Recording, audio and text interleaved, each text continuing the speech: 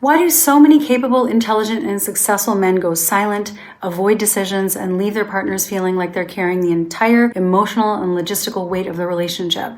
Making the plans, having the tough conversations, keeping the connection alive. It's not laziness and it's not lack of love. So if you feel alone and you feel like things just would not happen without your constant intervention, then this is for you. Today I'm going to share what I see as the top signs of passive men, how this shows up in relationships, and also what I would recommend to disrupt the pattern, both if you're with a man who tends to be passive, and also if you're a passive man who really wants to break out of this pattern. I'll share some actionable things that you can do to become more proactive. So what am I talking about when I talk about passive men in relationships? Passive men are generally partners who don't take the lead in making decisions, planning ahead, bringing their ideas to the table, offering opinions about things. They generally leave the planning and the creation of all the family experiences up to their spouse. They tend to also not show up in a vulnerable way. They withdraw, they avoid, and they play things safe. Now, this can come from feeling very conflict averse. Maybe they've been emotionally neglected or shamed in the past when they've put themselves out there to make something happen. This can also occur if he's used to relationships where his partner does everything and is seemingly happy to do so. So this just becomes a comfort zone. It's a comfort zone that comes from unconscious expectations. And he's just used to the reality that things are happening that he can step into and he can step out of at will, but he doesn't really see himself as an active participant of holding that up. These guys tend to not own their own choices.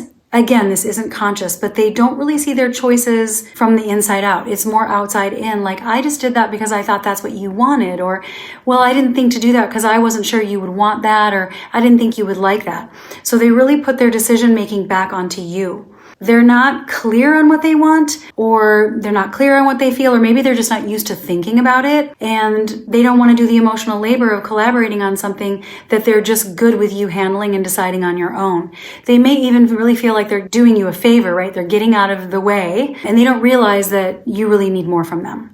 So how this shows up is that passive men tend to procrastinate or respond very slowly to frustration. They'll do things when prompted, but you don't trust them to keep things moving forward without your intervention. They defer to you all the time.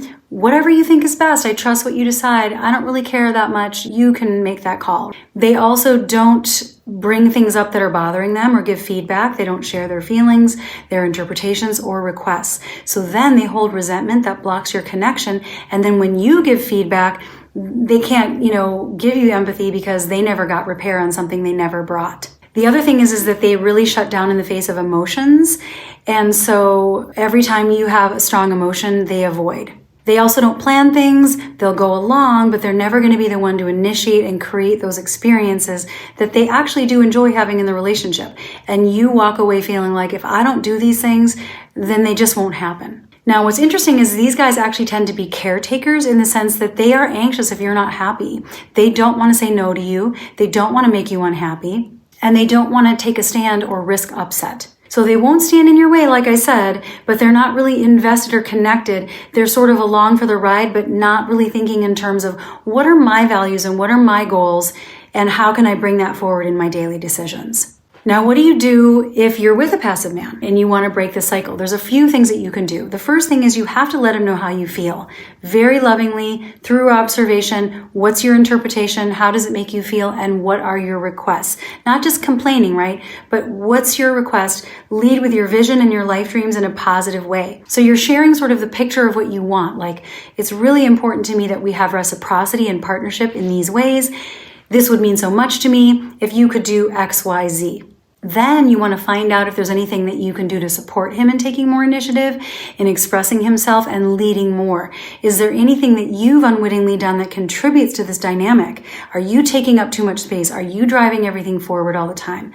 Are you used to being in control? What can you do to help him come forward? Then you want to just allow. If you've been doing everything, guiding, prompting, reminding, asking, dropping hints, etc., you have to stop all of that. Leave the space, take care of yourself, and then the things that matter the most, you can take control of that, but leave the rest, leave that gap for him to fill, and you may be pleasantly surprised. Now, this is hard, and you might think you can't do it because nothing will get done if you're not in charge, right? That's why I said just start with some of the things. Don't leave all the things to him. But then you also have to give him the opportunity to disappoint you. Give him some time and see what happens, right? If nothing changes, then you can go back and share some feedback about the meaning that it has for you that you expressed this wish and haven't seen any shifts. But get curious, because he may really want to meet you there, but he's blocked, or he's scared, or he has some unresolved stuff. So don't judge, just be loving and interested while still holding firm about what you need. All we can do is ask, describe, invite, and allow. Beyond that is really up to them what they do with that information. And then if they won't get the help or do the work, then you have to decide if it's something you can truly accept or if you feel like you need to leave the relationship. Ultimately, this requires letting go of our own need to control and make things happen. So there is some inner work required here. You might have to grieve some things of the past. You might have to accept the limitations of your partner if not as much changes as you hope. And you also have to not take it personally. Just hold your boundaries. What will you be available for and what will you not be available for? Now, if you're a passive man and you really want to work on this and become more proactive, there are 5 things that I would recommend to help you be more proactive, but you're just not sure where to begin. The first thing is you have to initiate communication. Take the lead in conversations by asking about your partner's day, their feelings, their needs, instead of waiting for them to bring things up. Find out how everything is going. Find out what happened about what they told you yesterday at work. Seek knowledge about their inner world. So you're not just waiting for them to bring things up, but you're showing that you're fully present and engaged and curious. This shows emotional support too, right? That you're attentive to what their needs are. You're attuned to where they might need some encouragement or reassurance or maybe just empathy. The second thing is you want to plan and organize. Take accountability for planning activities and events rather than relying on your spouse to make all of the plans. Whether that's family activities or trips you want to take or a date night or just stuff around the house. Anything that aligns with your goals and values and things that need to be done that you know would be a gift to your partner. The third thing is take ownership of your issues. Do not wait for things to escalate. Address conflicts head on. Show a willingness to work together on solutions. So if she's been expressing frustration or giving feedback, letting you know that something's not working for her, taking ownership means recognizing this, not just as her problem, but acknowledging that the relationship problem is also something for you to focus on. See the power that you have and recognize that you're an integral part of making these changes and express that explicitly to her. The fourth thing is invest in your self-development and your improvement, whether that's communication skills, managing stress, being more present in the relationship. If you've been passive historically because you don't want to rock the boat because you're scared of upsetting her, then you really have to look at where did you get the message that you weren't safe when you didn't go with the flow. You may have to look at core limiting beliefs that tell you that your opinion doesn't matter, or that a difference of opinion means that you're causing problems, or that anytime you speak your needs that you are somehow rocking the boat or risking disconnection.